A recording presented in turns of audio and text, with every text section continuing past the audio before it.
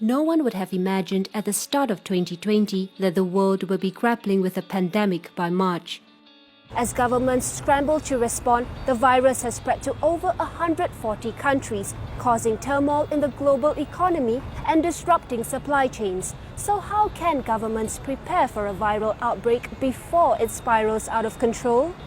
The disease, which is officially known as COVID-19, was first reported to the World Health Organization on the last day of 2019. With the death toll rising daily, governments have imposed travel restrictions and social distancing measures in a bid to contain the pandemic. In an extreme case, China imposed a lockdown on the city of Wuhan's 11 million inhabitants on January 23rd, the first of many draconian measures, including surveillance and enforcement. But is this the only way to contain a virus?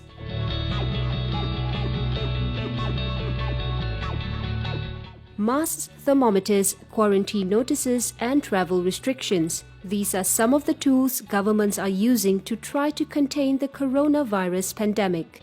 Global deaths and infections surpassed those inside China for the first time on the 16th of March. 3 days later, China hit a milestone with no new local infections reported.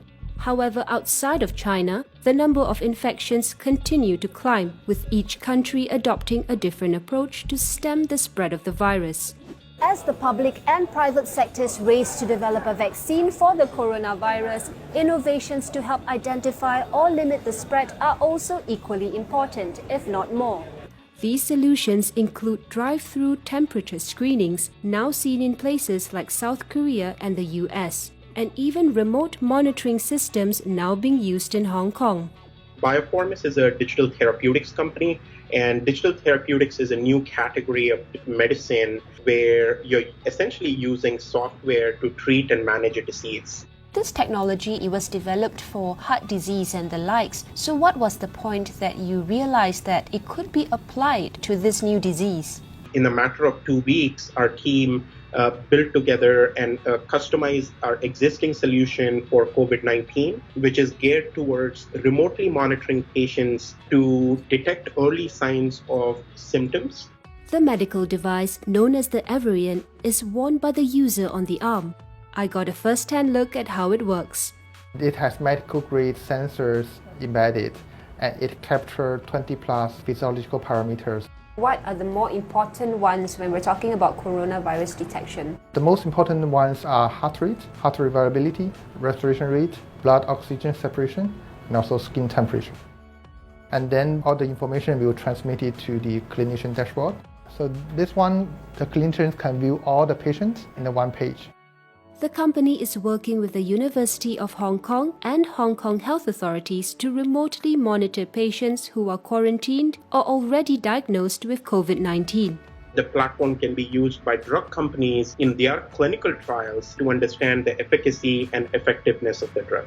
Are there any plans to roll this out beyond Hong Kong? Currently, we have been in discussion with multiple government authorities, including Singapore, the United States, Australia, Italy, South Korea. When a pandemic like COVID-19 breaks, time is of an essence. So multiple people or stakeholders in the industry need to come together. People who are actually building diagnostics for COVID-19, people who are innovating to build novel therapies and treatment. You need to start working with regulatory agencies, start working with government agencies who are going to take initiatives to roll the program out. But these tools are only as effective as the people and policies attempting to contain a virus. Outside China, Singapore, South Korea, and Taiwan have been highlighted for their efforts to curb the outbreak, involving not just the government, but the private sector and citizens too. Professor Fong Kok Yong is the co-chair of a disease outbreak task force in SingHealth, a cluster of healthcare institutions in Singapore. All health systems are designed to treat patients during peacetime. Therefore, no health system is designed to just meet with any unknown pathogen or, in this case, an epidemic. It's important to have a task force to make sure that we are prepared. Our main role is to harmonize, make sure that things are done in the correct way, share practices. Dr. Danielle Anderson is a scientist and one of the many people in Singapore involved in the fight against the pandemic. We were prepared because as someone who works on coronaviruses previously, we were looking at the outbreak in Wuhan, and so prior to patients in Singapore, we already had a plan in place of what should we do when we get patients. Samples from infected patients are sent to Danielle and her colleagues for analysis. What we're doing is trying to isolate the virus from those samples and then looking at changes in the virus, and then we feed back to the hospital. How close are we to a vaccine? We still have some way to go. We really have to make sure that what we're doing is not harming people and that what we're giving them is no worse than the disease. In the timeline, I would guess that we're at least 18 months away for the vaccine to actually be deployed to the general population. A crisis of this magnitude calls for a global response. That's where international agencies like the World Health Organization and the International Monetary Fund come in. We have about $50 billion that are available to low-income countries and to emerging market economies that can get access to this money without a program with the fund. In other words, immediately.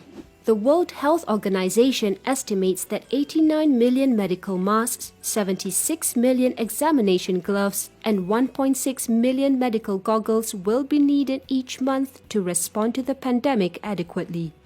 While it has shipped almost 500,000 sets of equipment to more than 47 countries, supplies are rapidly depleting due to panic buying, hoarding, and misuse. Panic buying of daily necessities and medical supplies such as masks and hand sanitizers has been reported in many countries. This has resulted in shortages, which puts frontline workers like doctors and nurses at a higher risk in their line of work. Economist Walter Teixeira says the pandemic has revealed structural weaknesses in our supply chains. Many of our industries have had their supply chains disrupted to some extent, or their trading arrangement disrupted. Because, for example, you might have a factory or some process in Singapore that depends on the supply of parts from China, and now the disruption has spread to Europe and spread to the United States as well. We cannot diversify against risks that happen in terms of our relationship to the rest of the world. What we can do is we can try to ensure that we are more resilient to such shocks. In response to the shortage in medical supplies, the private sector has stepped up too. Companies like the French luxury group LVMH, Taiwanese manufacturer Foxconn, and Singapore e-gaming company Razer have shifted their manufacturing plants to produce medical supplies. What we see in some countries, very sadly, they may not have the test kits. Public health system may already be overcapacity and overwhelmed. They may not have the ability, even in their police or security agencies, to help out, the contract tracing. They just don't have the institutional capacity to do all of these things. Many of us have these jobs where somebody is paying us even if we phone in and say, hey, I'm sick, I can't come into work today or tomorrow. Many people don't have that luxury. That's one of the key weaknesses that is now being exposed in many countries, that the social and health insurance systems are just not set up to give people the support they need to be socially responsible. Many countries have also imposed travel restrictions in a bid to halt the spread of the virus, with some even going as far as to institute travel bans, despite the skepticism of public health experts on their effectiveness. Singapore's Changi Airport is one of the world's busiest airports, and while staff there have been busy screening passengers for flu-like symptoms and disinfecting surfaces, it hasn't been easy to keep up. As the situation is evolving very rapidly in different countries, travel restrictions get imposed on different passengers coming from different countries, sometimes by the minute. So here on the ground, this is the key challenge that I think we face in responding to the evolving situation, working with airline partners, working with our enforcement agencies to respond to all these changes, ensuring that the airport remains operational to keep this place safe. While having the right health policies is a step in the right direction, containing a virus is not just the responsibility of governments but citizens too. This means being socially and psychologically responsible, practicing good hygiene and not hoarding supplies unnecessarily. I can summarize in an acronym called PACS. P meaning be prepared, A meaning adaptable, C for communication, and we take communication very seriously. The last, be supportive. If we are able to do all this, then it really helps any health system or any healthcare facilities. Hey guys, how is your country dealing with COVID-19? We'd really appreciate if you drop your thoughts in our comments. Thanks, and in the meantime, stay safe.